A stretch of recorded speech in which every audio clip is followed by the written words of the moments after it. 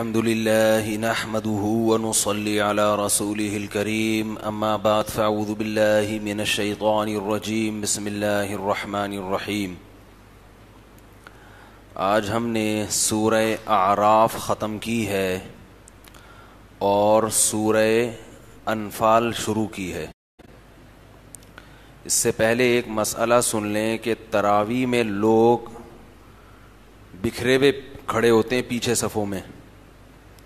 شروع کی چند صفیں تو بالکل صحیح تمیز سے, اس کے بعد پھر جو ہے نا پنکھا وہاں چل رہا ہے تو کوئی ادھر کھڑا ہو گیا, کوئی ادھر پنکھے کے نیچے کھڑا ہو گیا, کسی کو صحن میں ہوا آ رہی ہے تو کوئی وہاں کھڑا ہو گیا. ایسے نماز نہیں ہوتی ہے, جائز نہیں ہے. صف کے اندر مل کے کھڑا ہونا واجب ہے, ضروری ہے, لازم ہے. صف سے آپ الگ ٹوٹ کے اخپل طریقے سے نماز نہیں.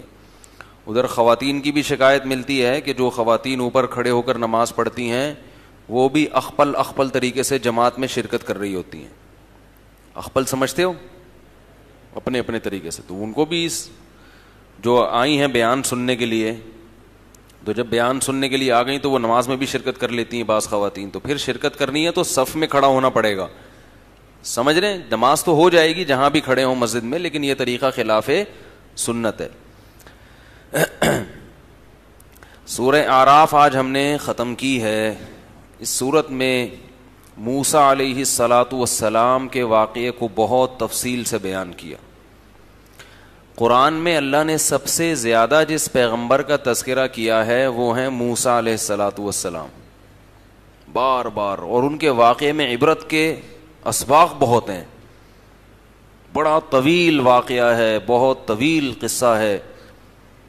کس طرح سے اللہ کوہ طور پہ حضرت موسیٰ کو بلاتے ہیں. اس میں تو سورہ اعراف میں تو یہ طور کا واقعہ نہیں ہے, لیکن دوسری صورتوں میں یہاں ہے کہ اللہ تعالیٰ نے حضرت موسیٰ علیہ السلام کو کہا کہ فرعون کے پاس جاؤ. یہ واقعات اللہ کیوں سناتے ہیں, کیوں سناتے ہیں ہمیں؟ کوئی نالج کے لیے نہیں, بلکہ اللہ کا ہمیشہ سے یہ دستور رہا ہے کہ اہل حق اور اہل باطل کی جنگ رہتی ہے, آج بھی ہے. تو اس میں آپ کو پہچاننا ہوگا کہ پیغمبروں کے راستے پہ چلنے والے کون ہیں اور پیغمبروں کے مخالف جانے والے کون ہیں. یہ جتنے ایتھیس قسم کے لوگ ہیں یا اسلام دشمن لوگ ہیں, آج تو یہ کھل کے سامنے آ گئے ہیں. فیس بک پہ, یوٹیوب پہ کھل کے کمنٹس کر رہے ہوتے ہیں, عجیب عجیب اعتراضات کر رہے ہوتے ہیں. تو یہ تمام وہ لوگ ہیں جو پیغمبروں کے راستے سے آپ کو دور کر رہے ہیں. اور کچھ ایسے ہیں جو لیبل پیغمبر کے راستے کا لگاتے ہیں مگر آپ کو تمام امت کے علماء اور صلحاء سے بدگمان کر رہے ہیں. یہ وہ لوگ ہیں جن میں خوارج کی بو ہے. صحابہ کے دور میں کچھ خوارج پیدا ہوئے تھے نا, انہوں نے تو تلوار اٹھانا شروع کر دی. وہ تو بالکل ہی پکے خوارج تھے, لیکن وہ بھی قرآن و حدیث کا نام لیتے تھے. حضرت علی کی حکومت کو انہوں نے انکار کر دیا, کہا ان الحکم الا للہ, حکومت صرف کس کی ہے؟ اللہ کی. تو یہ قرآن حدیث کے لیبل سے متاثر بولو بھائی مت ہوا کرو. قرآن حدیث سمجھا جا رہا ہے 1400 سال سے. امت یتیم نہیں ہے کہ 2-4 آدمی اب پیدا ہو گئے جو ہمیں قرآن و حدیث سمجھا رہے ہیں. ایک چھوٹی سی مثال دے کے آگے چلتا ہوں. آج میں کلپ سن رہا تھا کسی فتنے کا. ایسے کبھی کبھار, اب تو رمضان میں تو سر کھجانے کی بھی فرصت نہیں ہے, سر کھجانے کی بھی فرصت نہیں ہے. تو کبھی سونے کے لیے لیٹ ہو نا تو تھوڑا سا دیکھ لیتا ہوں کہ کیا آیا ہوا ہے بھائی مارکیٹ میں. تو وہ سامنے ہی مارکیٹ میں آیا ہوا تھا. مجھے اس لیے میں نے دیکھا کہ اس میں میری تصویر اور ایک 4-5 اور مولاناؤں کی تصویریں نا, تو مقابلے چل رہے ہیں نا کہ انہوں نے کیا کہا, انہوں نے کیا کیا. تو اس میں ایک مسئلہ تھا انہیلر کے استعمال کا, کہ انہیلر کے استعمال سے روزہ ٹوٹتا ہے یا نہیں ٹوٹتا. تو اس میں ملک کے مشہور مایاناز فتنہ, انہوں نے یہ مسئلہ بتایا کہ انہیلر کا جو استعمال ہے میری رائے کے مطابق اس سے روزہ نہیں ٹوٹتا. اور پھر وہی اپنا پرانا گھسا پھٹا اسٹائل جس میں تمام علماء کی توہین, اور کہیں سے بھی نہیں لگتا کہ یہ کوئی علمی شخصیت ہے جو گفتگو کر رہی ہے. اس پہ جو دلائل دیے محترم نے, صحیح بخاری کی حدیث پیش کی اور ایک اور واقعہ پیش کیا کہ آپ صلی اللہ علیہ وسلم نے معاذ ابن جبل کو حکم دیا کہ قرآن نہ ملے تو پھر حدیث نہ ملے تو اجتہاد کرنا ایسے کر کے, اور حدیث پیش کی کہ بھئی اللہ تعالیٰ نے کوئی حرج, یعنی بشروا ولا تعسروا, لوگوں کو تنگی مت دو, آسانیاں پیدا کرو. اور اس کو جوڑا کس سے کہ انہیلر کے استعمال سے روزہ نہیں ٹوٹتا. بہت بڑے مفسر ہیں وہ قرآن کے اور حدیث کے. اور پھر علماء پہ طنز بھی کہ میں ان مولویوں سے پوچھتا ہوں, یہ سٹائل ہے نا, میں ان مولویوں سے پوچھتا ہوں کہ جو یہ کہتے ہیں کہ یہ جو انہیلر سے روزہ ٹوٹ جاتا ہے تو پھر ساری زندگی کے لیے فتویٰ مارو نا کہ وہ روزہ ہوندا ہی نہیں ہے, ان پہ روزہ واجب ہی نہیں ہے. پتہ نہیں کدھر کی کدھر لگا رہا ہے بیچارہ. حالانکہ ان حدیث کا اور اس دونوں حدیثوں کا انہیلر کے مسئلے سے کوئی تعلق ہے ہی نہیں. آسانیاں پیدا کرو گا کیا مطلب ہے کہ ناک میں دوا جائے تو روزہ نہ ٹوٹنے کا فتویٰ دو. آسانی پیدا کرنے کا مطلب یہ ہے کہ اگر بیمار آدمی کو انہیلر استعمال کرنا پڑ رہا ہے تو اسے فتویٰ تو دے دو کہ بھئی دوا چونکہ پیٹ میں جا رہی ہے تو روزہ تو ٹوٹے گا مگر گناہ نہیں ملے گا. یہ مطلب ہے کہ آسانی پیدا کرو, اس کو یہ نہیں بولو پھر بھی جہنم میں جاؤ گے, ٹھیک ہے, اور بعد میں قضا کر لو. اور اگر قضا بھی نہیں کر سکتے, سردیوں میں بھی نہیں رکھ سکتے, تو پھر کیا کر دو, فدیہ دے دو. تو آسانی تو اس میں ہے کہ ہم تو اسے روزہ چھوڑنے کی بولو بھائی اجازت دے رہے ہیں. میں اس پر حیران نہیں ہوتی کہ وہ کیا کہہ رہے ہیں. لوگوں کے کمنٹس آتے کہتے قرآن حدیث کی روشنی میں ایک ہی نے جواب دیا ہے باقی سب فقہا کا اور کتابوں کا حوالہ دینے ہیں. قرآن حدیث کی روشنی میں جو جواب دیا ہے تو وہ صرف ایک نہیں جواب دیا ہے. تو یہ قرآن حدیث ہے. کم وقتوں تمہیں یہ نہیں پتا کہ سوال خربوزے کے بارے میں ہے اور جواب پپیتے کے بارے میں دیا جا رہا ہے.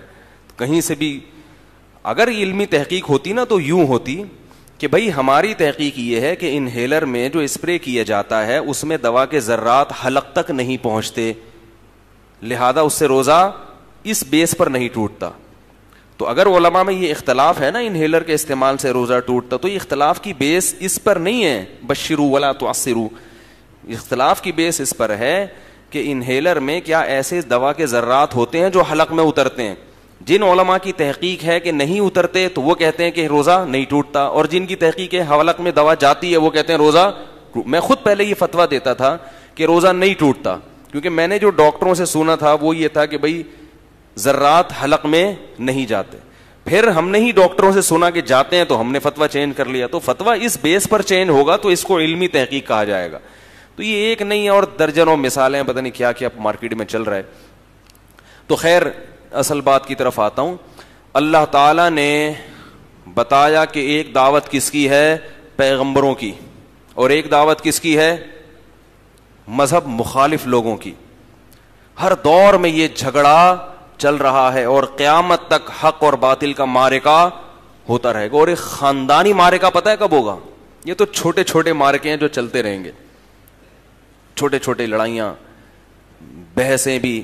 سب سے زیادہ جو خاندانی اور فیصلہ کن معرکہ ہوگا وہ صحیح احادیث سے ثابت ہے کہ جب حضرت عیسیٰ علیہ الصلاۃ والسلام قیامت کے قریب نازل ہوں گے. یہ چیزیں ہمارے عقائد میں شامل ہیں.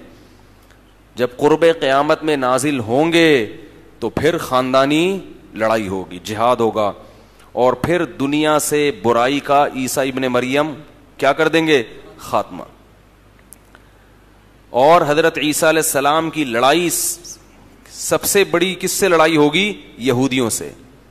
یہ یہودیوں کو سزا ملے گی کہ تم نے اپنے خیال میں جس پیغمبر کو قتل کر دیا وہ پیغمبر قتل نہیں ہوا. بر رفعہ اللہ الیہ, اللہ نے تم سے انتقام لینے کے لیے ان کو آسمانوں پہ اٹھا لیا. انتقام کا ذکر حدیث میں آتا ہے, قرآن میں صرف اٹھانے کا ذکر ہے.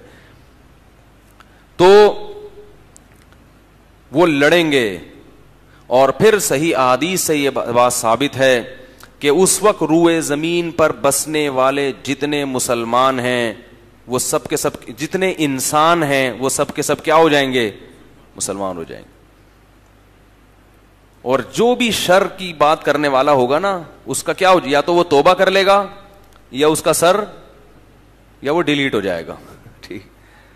تو یہ اللہ تعالی ایک مرتبہ اپنے دین کو اس پوری دنیا پہ غالب کر دیں گے. کیا بات سے بات نکلتی ہے. ہمارے ایک استاذ نے حدیث کی بڑی پیاری تشریح کی, الہامی تشریح کہتے ہیں نا اس کو. آپ نے سنا ہوگا حدیث جبریل علیہ الصلاۃ والسلام ایک مرتبہ رسول اللہ صلی اللہ علیہ وسلم کے پاس آئے. صحیح بخاری صحیح مسلم کی حدیث ہے. فَأَسْنَدَ رُكْبَتَيْهِ إِلَىٰ رُكْبَتَيْهِ. حضرت عمر فرماتے ہیں کہ ہم نے دیکھا کہ ایک مسافر آیا ہے, وہ انسانی شکل میں آئے تھے.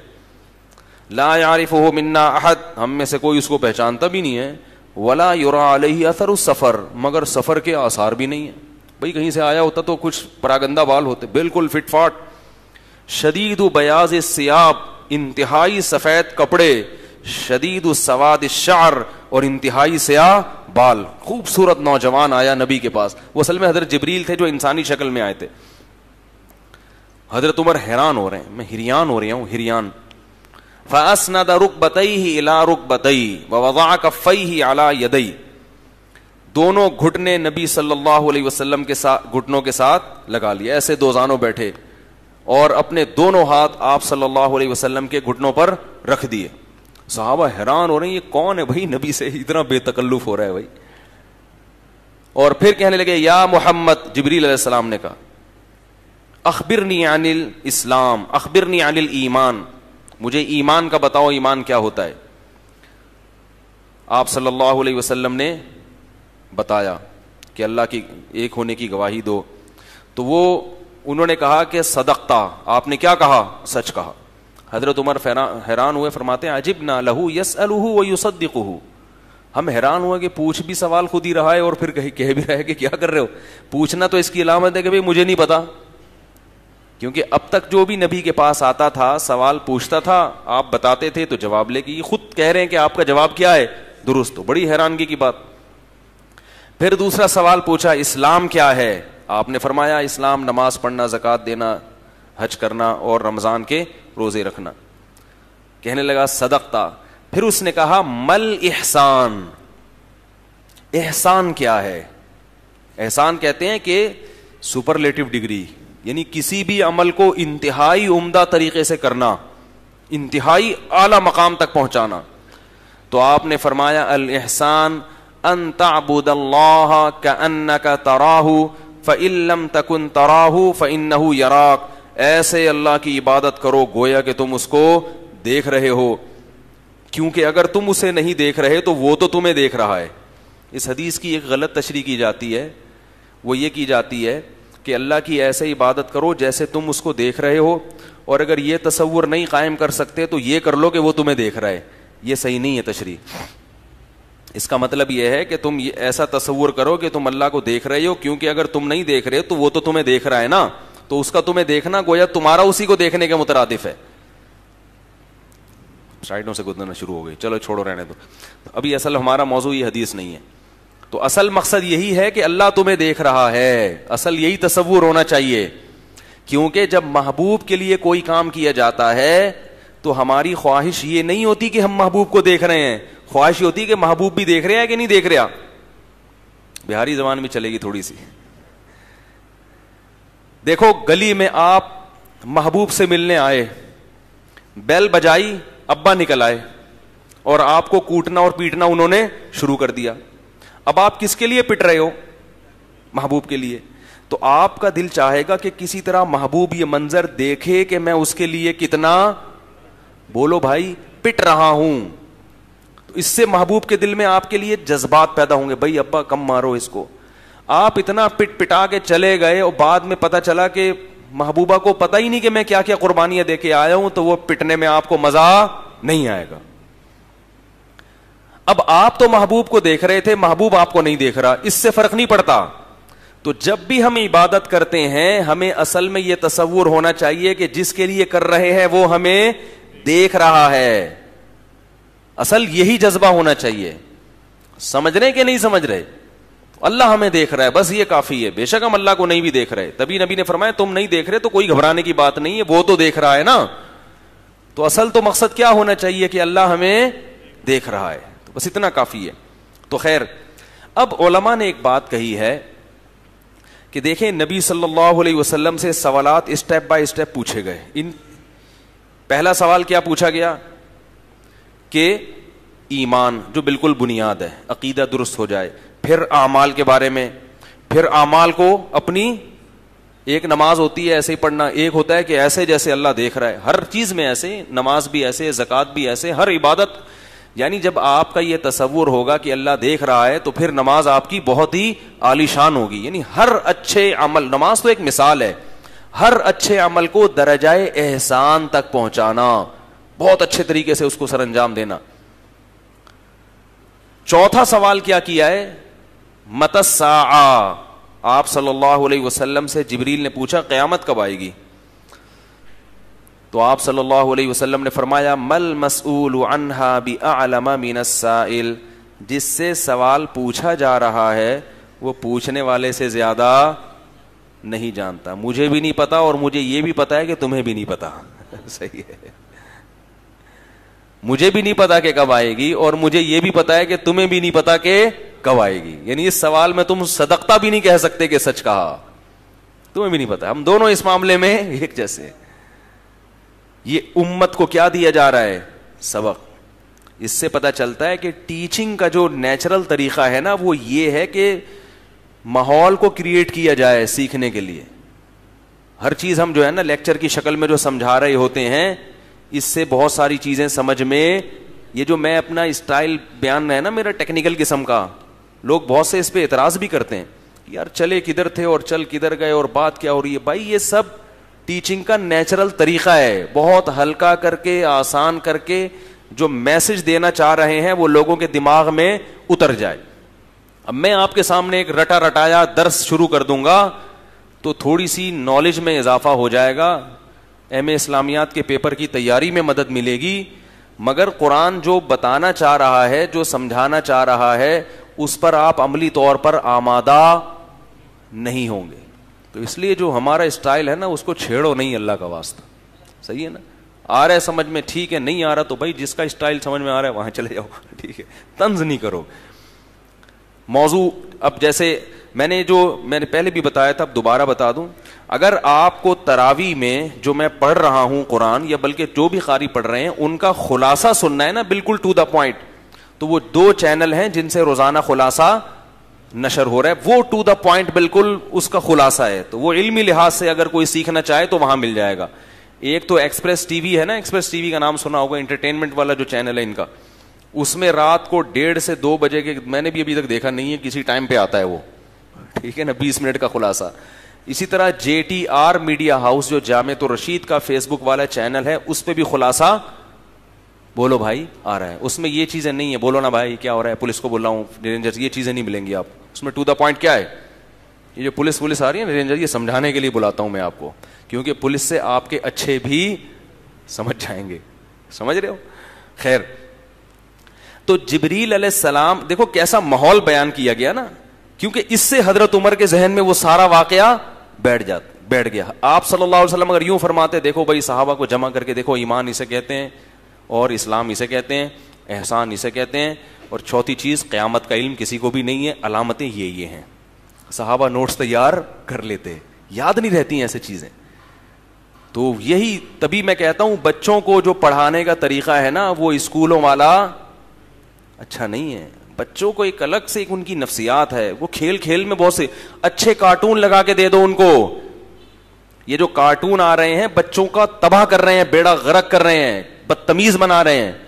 اسلامی کارٹون بہت سے ایسے ہیں جن میں بچوں کو ادب تمیز, اس میں یہ نہیں ہوتا ایسے ٹیڑے میڑے اور عجیب سے. تو وہ کارٹون جو بچے دیکھتے ہیں نا خود بخود تمیزدار بننا شروع, بہت سی دعائیں سیکھ لیتے ہیں اس سے, بہت سی سائنسی علوم کی باتیں سیکھ لیتے ہیں, بہت سی ریاضی کے اصول سیکھ لیتے ہیں. تو اس قسم کے جو کارٹون اگر دکھائیں گے آپ ان کو تو اس سے وہ گنتی سیکھ لیں گے, ٹیبل یاد کر لیں گے, پھلوں کے بارے میں اور صحت کے مالے میں معلومات ہو جائیں گے. ہم پتہ نہیں کون کون سے کارٹون دکھا رہے ہیں, وہ چوہے بلی والے, وہ اس کو پیٹ رہا ہے پکڑ کے, وہ اس کو ادھر پا رہا ہے, وہ ادھر گھس رہا ہے, وہ جناب بالٹی میں گیا وہاں سے بھاگا, دم کٹی پھر جڑ گئی, بلڈنگ سے گر رہا ہے مر ہی نہیں رہا. ہم بچپن میں جب کارٹون دیکھتے تھے ہم کہتے تھے یہ پتہ نہیں کس ربڑ کے بنے ہوئے ہیں, ہیلی کاپٹر سے گرتا ہے, گرنے سے پہلے سوچتا ہے پھر گرتا ہے آرام سے. خیر, تو آپ صلی اللہ علیہ وسلم سے جبریل نے پوچھا کہ قیامت کب آئے گی. آپ نے فرمایا مل مسئول عنہا باعلم من السائل. جبریل نے کہا کہ اس کی علامتیں بتا دیں. پھر آپ صلی اللہ علیہ وسلم نے علامت بتائیں. ان تلد الامۃ ربتہا, عورت اپنے آقا کو جنے گی. بیٹا ماں پہ کیا کرے گا؟ حکومت. جیسے آج بیٹا باپ بنا ہوا ہے نا گھر میں, بھائی سب بیٹے کیا بنے ہوئے ہیں آج کل؟ گھر میں باپ بنے ہوئے ہوتے ہیں. ابا ان سے ڈر رہے ہوتے ہیں, ابا ان سے تمیز سے بات کرتے ہیں, اور بیٹا, ابا کو ڈر ہوتا ہے کہ میرا بیٹا کہیں اونچی آواز میں بات نہ کر لے, مجھ سے غصہ نہ آ جائے. ماں کو ڈر ہوتا ہے اپنی بیٹی کے بارے میں. تو یہ سب کہانی کیا چل رہی ہے؟ الٹی سے. جاہلوں کا احترام ہو رہا ہے اور علماء کی توہین ہو رہی. جاہل آدمی علماء کو سمجھا رہا ہوتا ہے, مسئلے سکھا رہا ہوتا ہے, ٹھیک ہے, قرآن حدیث کی روشنی میں. تو یہ سب کیا مطلب؟ ہر چیز کیا ہونا شروع ہو جائے گی؟ جو جس چیز کا اہل نہیں ہے اس کو لوگ آگے لے آئیں گے, اور جو اہل ہے وہ پیچھے چلا جائے. تو اس طرح کی اور علامتیں بتائیں. تو اب علماء نے اس میں ایک ربط بیان کیا ہے. ہمارے استاذ خاص طور پہ بیان کیا کرتے تھے کہ دیکھو اسٹیپ بائی اسٹیپ, پہلا ایمان جو بنیاد ہے, اس کے بعد اعمال کی بحث, پھر اعمال کو انتہا تک پہنچانا, اور اس کے بعد ایک دم قیامت. اس کے بعد ایک دم کیا ہے؟ قیامت. کیوں؟ یہ بتانے کے لیے کہ اس کائنات کی پیدائش کا جو مقصد تھا نا, وہ یہ تھا کہ انسان اللہ کی اطاعت عبادت میں درجہ احسان تک پہنچ جائے. جب انسان درجہ احسان تک پہنچ جائے گا تو اس کائنات کی تخلیق کا مقصد حاصل ہو جائے گا. پھر اللہ اس کائنات کو تنزل کی طرف لے جائیں گے. انسان درجہ احسان تک کوالٹی کے لحاظ سے پہنچ گیا ہے, کوانٹٹی کے لحاظ سے نہیں پہنچا. بڑی خاندانی بات ہے. جب رسول اللہ, اپنی بات کو خود ہی خاندانی کہہ رہا ہوں میں, آپ بولیں گے یار, جب رسول اللہ صلی اللہ علیہ وسلم دنیا میں آئے تو جو لوگ آپ کی, جن لوگوں نے آپ کی صحبت اٹھائی, صحابہ اور پھر تابعین اور تبع تابعین, جو قرون اولیٰ کے لوگ تھے, وہ کوالٹی کے لحاظ سے درجہ احسان تک پہنچ چکے تھے. ان کی عبادتیں دیکھو, ان میں رفع الیدین والے بھی تھے, بغیر رفع الیدین والے بھی تھے, مگر نماز میں روتے سب تھے. لمبی لمبی رکعتیں. یہ جو تراویح شروع ہوتی تھی نا, ان کی بعض روایات میں آتا ہے عشاء کے بعد سے شروع ہوتی تھی اور پھر سحری تک چلتی تھی, اور لاٹھیوں کے سہارے گھر جا رہے ہوتے تھے, چلا نہیں جاتا تھا. ہمارے ہاں بار بار دیکھ رہے ہوتے ہیں, آج 10:30 پہ, 10:25, 10:26 ہو گئے, 10:30 پہ ختم ہوئی ہے آج. ہم لوگ سب کی یہی حالت ہے, عبادتوں میں جان ختم ہو گئی. حضرت عثمان حجر اسود کے سامنے کھڑے ہو کر ایک رکعت میں پورا قرآن ختم کرتے ہیں. امام ابو حنیفہ نے پوری رات ایک آیت میں گزار دی. وَامْتَازُوا الْيَوْمَ أَيُّهَا الْمُجْرِمُونَ, سورہ یاسین کی آیت. قیامت میں اعلان ہوگا کہ اے مجرموں, آج فرما برداروں سے الگ ہو جاؤ. روتے رہے, اسی کو پڑھتے رہے کہ کہیں میرا شمار مجرموں میں ہوا تو میرا حشر کیا ہوگا, خوف سے روتے رہے. تو یہ ان لوگوں کا, یہ لوگ کہاں پہنچے ہوئے تھے؟ لوگ کہتے تھے پوری پوری رات عبادت کر کے تھکتے نہیں تھے. بعض لوگوں نے ان روایتوں کا انکار کر دیا کہ یہ تو ممکن ہی نہیں ہے. اس کی دلیل ہے واٹس ایپ اور فیس بک. پوری پوری رات فیس بک کے عاشق پوری پوری رات فیس بک اور نیٹ پر بیٹھ کے تھکتے ہیں, بولتے ہیں مزہ آتا ہے. تو جس کو عبادت میں مزہ آنا شروع ہو جائے اس کو تھکاوٹ نہیں ہوتی. پوری رات آپ فیس بک پہ بیٹھ جاتے ہو اور صبح پھر بھی بڑے مزے سے آفس جا رہے ہوتے ہو, ٹھیک ہے. تو جو پوری رات, جس کو اللہ سے محبت عشق ہو جائے, وہ پوری رات عبادت کر سکتا ہے. تو اسلاف کا یہ تو, لیکن کوانٹٹی کے لحاظ سے نہیں, تھوڑے لوگ تھے. دنیا میں کفر اور شرک زیادہ تھا. جب حضرت عیسیٰ علیہ السلام دنیا میں نازل ہوں گے تو امت کا ایک بہت بڑا طبقہ کوالٹی کے لحاظ سے بھی درجہ احسان تک پہنچے گا, اور کوانٹٹی کے لحاظ سے بھی بہت بڑی تعداد ہوگی نیک لوگوں کی, جو محمد صلی اللہ علیہ وسلم کا مشن تھا اس کی تکمیل کس کے ذریعے ہوگی؟ عیسیٰ ابن مریم کے ذریعے ہوگی. اسی وجہ سے علماء کا یہ عقیدہ ہے, اہل سنت والجماعت کا, کہ محمد صلی اللہ علیہ وسلم کے بعد سب سے افضل نبی ابراہیم علیہ السلام, کیونکہ اللہ نے ان کو فالو کرنے کا حکم دیا. پھر موسیٰ علیہ السلام, کیونکہ وہ کلیم اللہ تھے. اس کے بعد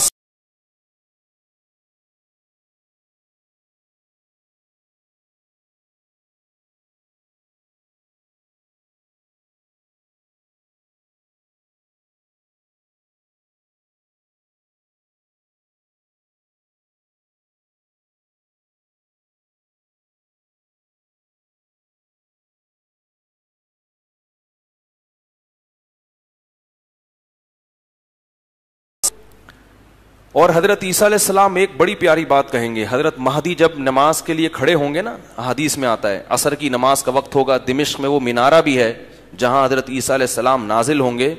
عصر کی نماز کا وقت ہوگا, حضرت عیسیٰ علیہ السلام فرشتوں کے کندھوں پہ ہاتھ رکھ کر مینار تک آئیں گے اور مینار سے پھر سیڑھیاں لگا کے نیچے اتریں گے.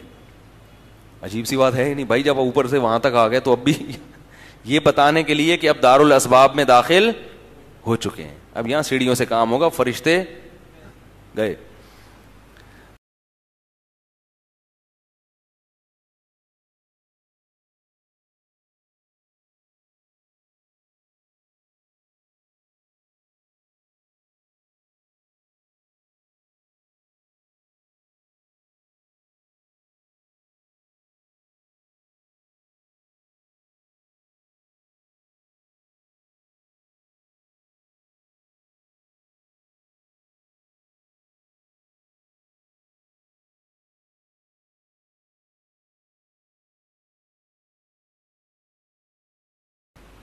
اور یہ حدیث میں تو نہیں ہے. عیسائی یہ بھی کہتے ہیں کہ حضرت عیسیٰ نے شادی نہیں کی تھی لہذا ہمیں بھی شادی نہیں کرنی چاہیے. تو عیسائیوں سے میں کہتا ہوں کہ حضرت عیسیٰ جب نازل ہوں گے تو کتنی شادیاں کریں گے؟ بولو بھائی, 4 شادیاں کریں گے. ذوق یہی کہتا ہے کیونکہ پیغمبروں کی سنت ہے کثرت ازواج, تو وہ جب نازل ہوں گے نا تو پھر کریں گے شادی. اس لیے آپ انتظار کریں اور پھر آپ ویسے کہ ویسے ہی رہنا جیسے اب ہو, آپ نہیں ہلنا اپنی جگہ سے. وہ بھی کر لیں گے نا پھر بھی وہ جو آپ ویسے کے ویسے ہی رہو گے. تو ان کے آنے سے پہلے کچھ تیاری کر لو, ایک فوج پیدا کر دو جو ان کے ساتھ جا کے لڑے. خیر, تو عیسیٰ علیہ الصلاۃ والسلام, ہاں پھر حدیث میں آتا ہے کہ عیسیٰ ابن مریم علیہ الصلاۃ والسلام اس دنیا میں شر کا کیا کر دیں گے؟ خاتمہ. یاجوج ماجوج سے بھی عیسیٰ علیہ السلام کی لڑائی ہوگی. یاجوج ماجوج پتہ نہیں کون ہے, مجھے تو یہ چائنیز لگتے ہیں کبھی کبھی, ٹھیک ہے نا, جو چائنیز ہے نا مجھے یہ لگتا ہے کیونکہ قرآن میں آتا ہے بہت کثرت سے دنیا میں پھیل جائیں گے. وَتَرَكْنَا بَعْضَهُمْ يَوْمَئِذٍ يَمُوجُ فِي بَعْضٍ, فرمائے گھس رہے ہوں گے ایک دوسرے میں اور دنیا کا امن کیا کر دیں گے؟ خراب, تباہ و برباد. واللہ عالم, ہمیں نہیں پتا یاجوج ماجوج کون ہے, کہاں ہیں, بس ہیں کہیں زمین میں. ہو سکتا ہے یہ ہوں لیکن یہ بھی ہو سکتا ہے کہ یہ نہ ہو, کیونکہ حضرت ذوالقرنین نے ان کو بند کر دیا ہے نا, تو وہ نکل کے پھیل جائیں گے. تو حدیث میں آتا ہے کہ اس کے بعد جب دنیا میں امن پھیل جائے گا, کفر اور شرک کا خاتمہ, زنا, چوری, برائی ختم, تو پھر آسمان اپنی برکتوں کے دروازے کھول دے گا. کیونکہ اللہ نے وعدہ کیا ہے تم تقوی والی زندگی اختیار کرو گے تو رزق میں کیا دوں گا؟ برکت. ایسی برکتیں ہوں گی, ترمذی کی حدیث ہے کہ آپ صلی اللہ علیہ وسلم نے فرمایا ایسی برکت والی بارشیں ہوں گی. فرمایا انار اتنے بڑے بڑے پیدا ہوں گے کہ انار کے چھلکے کو لوگ سائبان کے طور پر استعمال کریں گے. یہ جو سبزی منڈی میں انار آتے ہیں نا, ایک انار لوڈ کرنے کے لیے کرین کا سہارا لینا پڑے گا, اتنے بڑے بڑے. ابھی دیکھو چیزوں میں ذائقے کیا ہو رہے ہیں, ختم. خوشبو, پہلے روٹی پکتی تھی نا دور تک خوشبو آتی تھی روٹی کی, اب روٹی بھی پلاسٹک میں کوئی فرق ہی نہیں رہا. دودھ میں خوشبو ختم ہو رہی ہے, ہر چیز میں ذائقہ, اور جتنا خوشنما پھل ہوگا نا اندر سے اتنا ہی پھیکا ہوگا. سعودی عرب میں ہم رہے ہیں تو وہاں اتنے خوبصورت سیب کھاؤ تو ذائقہ ہی نہیں. ادھر کا سیب آپ تھوڑا سا توڑو گے تو, کیونکہ وہ سعودیہ کا اپنا سیب نہیں ہے, باہر سے آتا ہے, تو برکتیں زمین کھول دے گی. اور نبی صلی اللہ علیہ وسلم نے فرمایا انگور اتنے بڑے بڑے پیدا ہوں گے کہ ایک انگور کے دانے کو نچوڑا جائے گا اور کئی لوگ اس سے سیراب ہو جائیں گے, اتنا رس ہوگا اس انگور میں. ایسی اللہ کی طرف سے برکتیں. تو یہ کوانٹٹی کے لحاظ سے بھی امت درجہ احسان تک, اور کوالٹی کے لحاظ سے. اس کے بعد جب دوبارہ زوال شروع ہوگا تو پھر اس کی اصلاح نہیں ہوگی. پھر جب تنزل, پھر وہی بدماش لوگ آہستہ آہستہ خراب ہونا شروع ہو جائیں گے, ٹھیک ہے نا.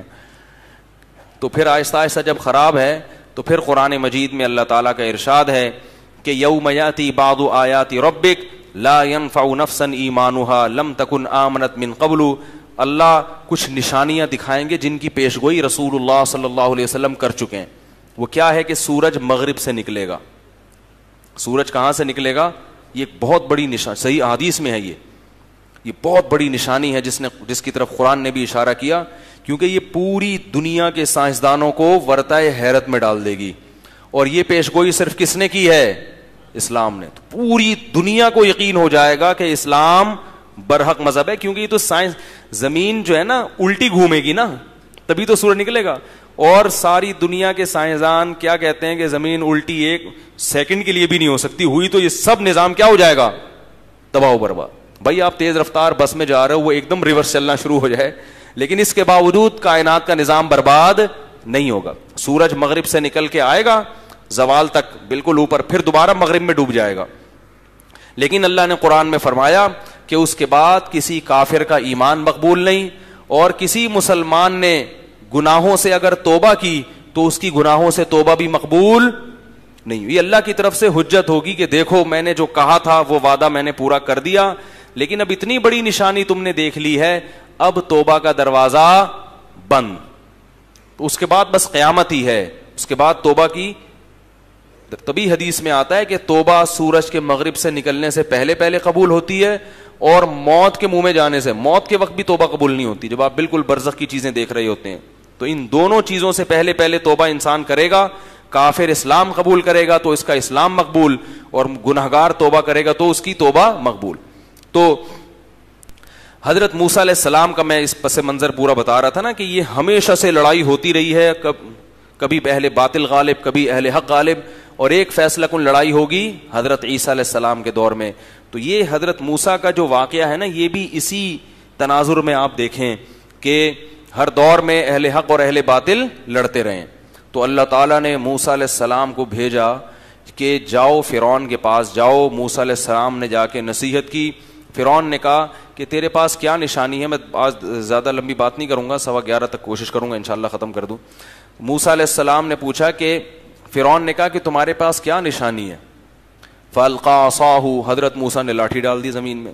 وہ مشہور واقعہ ہے, وہ پھر میں جہاں یہ تفصیل سے ہے میں اسی موقع پہ بیان کروں گا. آج جو سورہ اعراف میں حضرت موسیٰ علیہ السلام کے واقعے کے جو پہلو ہے نا, میں اسی کو زیادہ ہائی لائٹ کروں گا. بالآخر جادوگروں سے مقابلہ ہوتا ہے, وہ مقابلہ بھی موسیٰ علیہ السلام جیتتے ہیں. جادوگروں کو قتل کر دیا جاتا ہے, لٹکا دیا جاتا ہے. اس کے بعد فرعون نے جب دیکھا کہ موسیٰ علیہ السلام کے فالوورز بڑھتے چلے جا رہے ہیں, دیکھ رہے ہیں نا لوگ کہ یار اللہ تو ان کے ساتھ ہے, تو پھر فرعون نے اپنی جو فوج تھی اس کے ساتھ مل کر بنی اسرائیل پر اور زیادہ ظلم کرنا شروع کر دی. مردوں کو دھڑا دھڑ قتل کرتا تھا اور ان کی عورتوں کو زندہ رکھتا تھا. قرآن جہاں بھی بنی اسرائیل کا ظلم بیان کرتا ہے نا, وہاں یہ کہ مردوں کو قتل کرتے تھے اور عورتوں کو زندہ.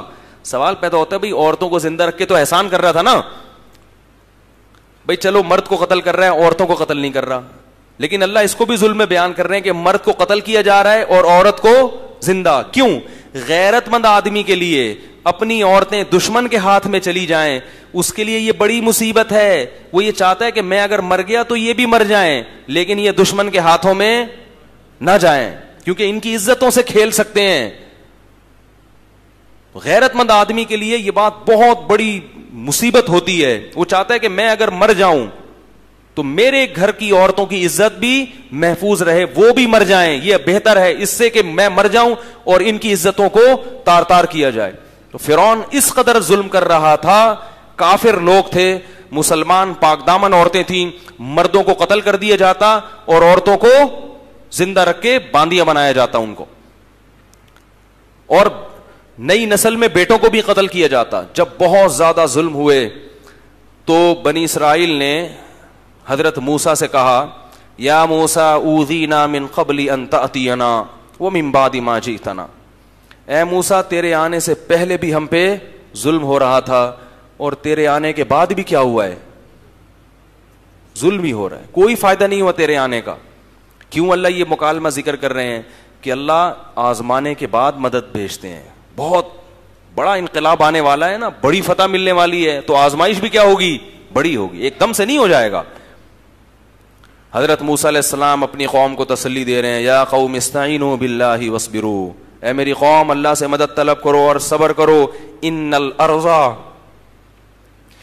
الارض للہ, زمین کا مالک کون ہے؟ اس مصر کی مصر کی جو حکومت ہے اس کا حقیقی مالک کون ہے؟ اللہ ہے. یورثھا من یشاء من عبادی, اللہ جس کو چاہتا ہے اپنے بندوں میں زمین کا وارث بنا دیتا ہے. ان قریب اللہ تمہارے دشمن کو ہلاک کر کے تمہیں زمین میں کیا دے گا؟ بادشاہت. اب دیکھو ناکامی کے نقشوں میں کیسی باتیں کر رہے ہیں. وہ کہہ رہے ہیں ہم غلام لوگ ہیں, ہم اپنے اوپر سے ظلم کو دفع نہیں کر سکتے, اور آپ ہمیں خوشخبریاں دے رہے ہیں کہ اللہ کیا کرے گا؟ زمین کا خلیفہ بنائے گا. تو یہ جو لبرل لوگ ہیں نا, یہ دنیا دار لوگ ہیں, یہ ظاہری نقشوں کو دیکھتے ہیں بس. یعلمون ظاہرا من الحیات الدنیا, فرمایا صرف دنیا کے ظاہر کو دیکھتے ہیں. وہم عن الآخرۃ ہم غافلون.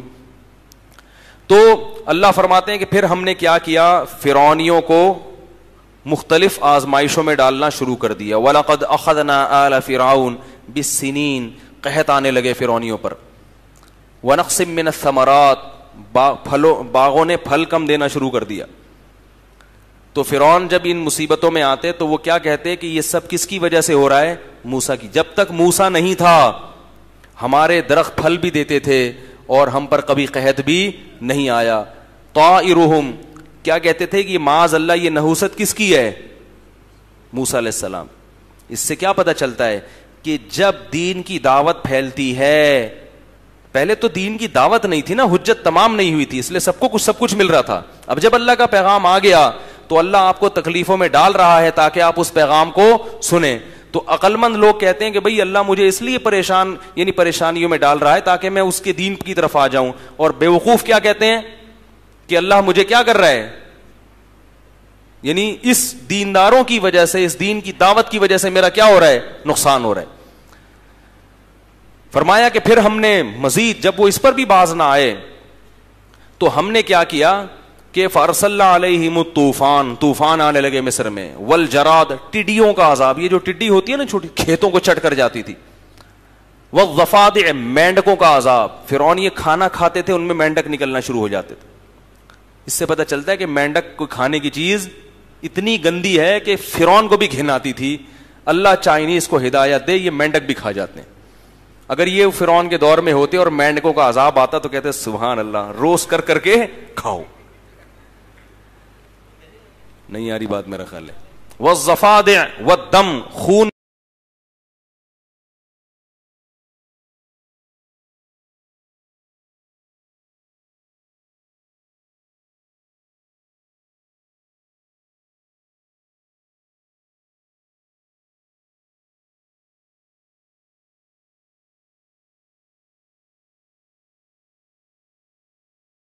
کو لوگ جتنا مولویوں کو برا بلا کہیں, دعا کرانے کس کے پاس آتے ہیں؟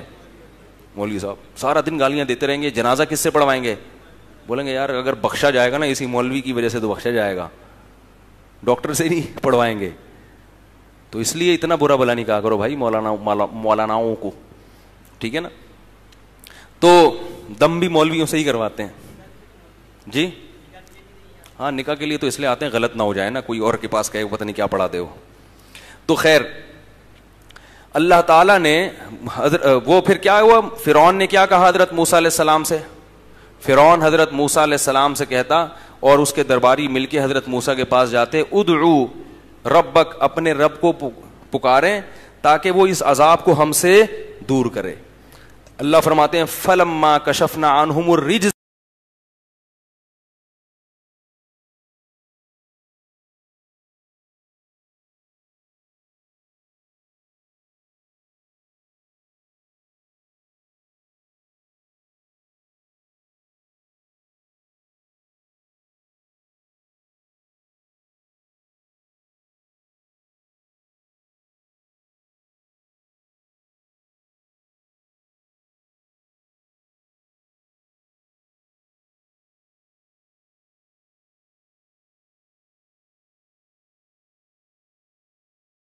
لیکن بیوقوف آدمی اس مہلت سے غلط فہمی کا شکار ہو جاتا ہے. وہ یہ سمجھتا ہے اب ہمیشہ ہی ملتی رہے گی. فرعون بھی یہی سمجھ بیٹھا تھا. اللہ کی تو رحمت تھی نا, مہلت دے رہے ہیں بھائی, اب آ جا اب آ جا.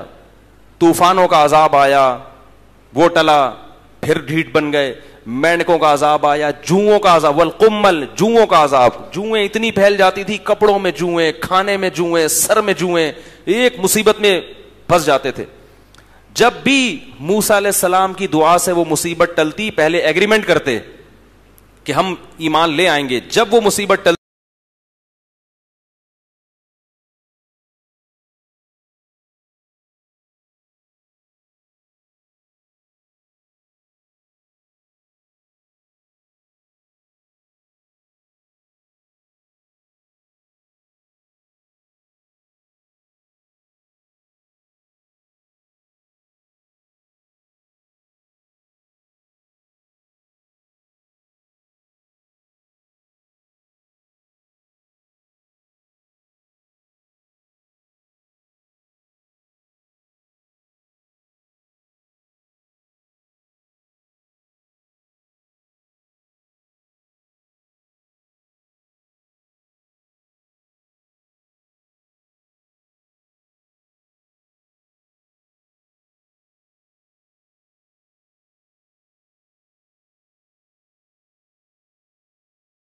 میں ایمان لایا اس رب پر جس پر بنی اسرائیل ایمان لائے تھے.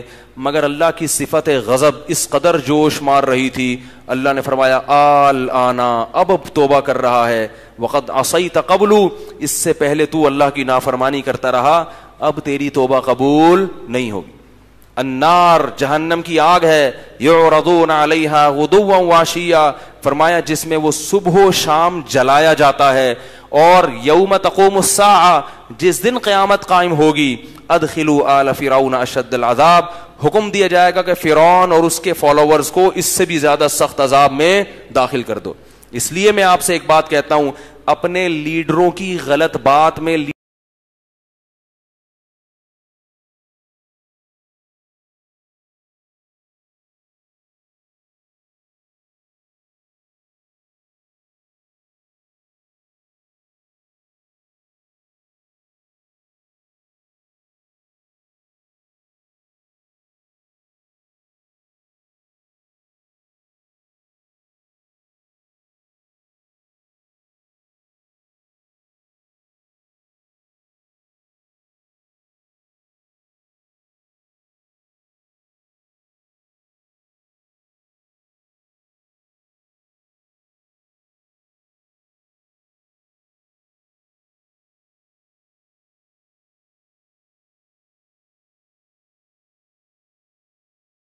سوائے ان لوگوں کے جنہوں نے ایمان, فرعون کے قوم میں کچھ ایسے بھی لوگ تھے جو حضرت موسیٰ پر ایمان لے آئے تھے. فرمائے جتنے لوگ جو اس کی دبدبے, روب اور دولت کی وجہ سے اس کو فالو کر رہے تھے نا, کیونکہ ہم طاقت کو دیکھتے ہیں, روب دبدبے کو دیکھتے ہیں, چودراہٹ کو, جو محلے کا چودھری ہوگا نا بڑا ہوگا, پوری پبلک اسی کے پیچھے جا رہی ہوگی. تو اللہ فرماتے ہیں کہ قیامت کے دن لیڈر بن کے آئے گا اور پوری قوم کی لیڈرشپ اس کے ہاتھ میں ہوگی, اور لیڈر بن کے پوری قوم کو کس میں داخل کرے گا؟ جہنم کی آگ میں. تو حضرت موسیٰ علیہ الصلوۃ والسلام کی کہ جب ان کو غرق کیا ہے اور بنی اسرائیل کو نجات ملی ہے, تو انہوں نے سکھ کا اور سکون کا سانس لیا. لیکن چونکہ غلامی میں اور بت پرستوں میں رہتے رہتے بتوں کی نفرت دل سے نکل چکی تھی, تو ایک قوم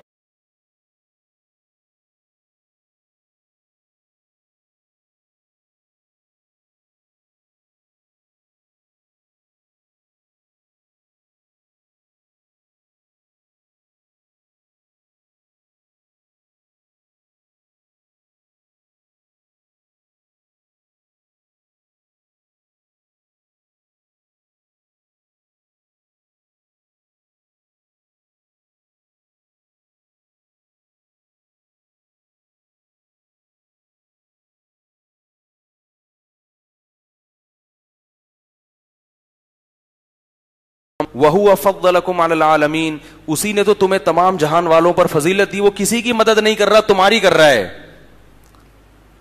أَنْجَيْنَاكُمْ مِنْ آلِ فِرْعَوْنَ, تمہیں فرعون سے نجات دی ہے اس نے, یہ ان بتوں نے تھوڑی دی ہے, اس خدا نے, اس رب نے نجات دی ہے, تو اس کی عبادت کرو. تو بنی اسرائیل میں چند لوگوں کے سوا جتنے بھی تھے ہر موقع پہ گڑبڑ, اتنی نشانیاں دیکھنے کے بعد بھی. تبھی کہتے ہیں جو غلام سوچ والا آدمی ہے نا, جو پس ذہن والا آدمی, اس کو سیدھا کرنا بڑا مشکل. صحابہ کرام جو نبی جب آئے نا صحابہ میں, وہ کسی کے غلام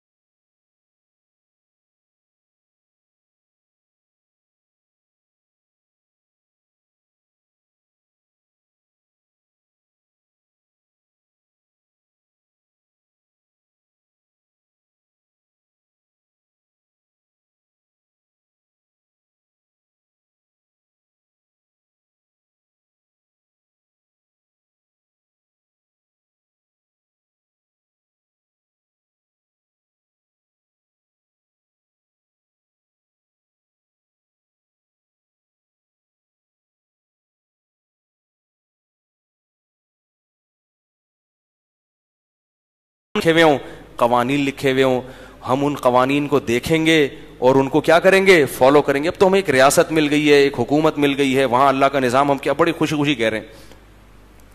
جب موسیٰ علیہ الصلوۃ والسلام تورات لینے گئے تو کہہ رہے ہیں کہ ہم نہیں مانیں گے, ہم اللہ کو اپنی آنکھوں سے دیکھنا چاہتے ہیں. پہلے تو کہنے لگے کہ ہم میں کچھ گواہ ہوں گے جو آپ کے ساتھ جائیں گے, جو یہ دیکھیں گے کہ واقعی اللہ آپ سے ہم کلام بھی ہو رہا ہے کہ نہیں ہو رہا, اور دے رہا ہے کہ نہیں دے رہا. حضرت موسیٰ غضبناک ہوئے, انہوں نے کہا چلو 70 آدمی لے.